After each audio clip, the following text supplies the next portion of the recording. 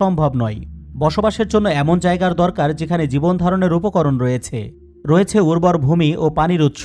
আর মিশরের এমন জায়গা হলো নীলনদ ও তার তীরবর্তী এলাকা এবং এর বদ্বীপ। আর এই কারণেই মিশরের প্রায় ৯৮% মানুষ নীলনদের তীরবর্তী এবং এর বদ্বীপের মাত্র ৩ থেকে ৫% উর্বর অঞ্চলে ভিড় করে বসবাস করে।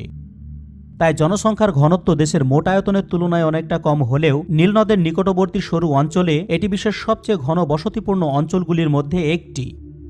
কায়রো, আলেকজান্দ্রিয়া এবং অন্যান্য প্রধান শহরগুলি এই উর্বর অঞ্চলে অবস্থিত।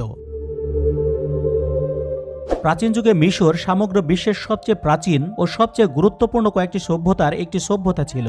নীলনদের তীরে খ্রিস্টপূর্ব ৩১৫০ সালের দিকে মিশরীয় সভ্যতা গড়ে ওঠে, যা প্রায় ৩০০০ বছর ধরে টিকে ছিল। এই নীলনদী হল পৃথিবীর সবচেয়ে দীর্ঘতম নদী, যা ৬৬৫০ কিলোমিটার লম্বা। যদিও কিছু কিছু ক্ষেত্রে আমাজন নদীকেও দীর্ঘতম নদী বলা হয়।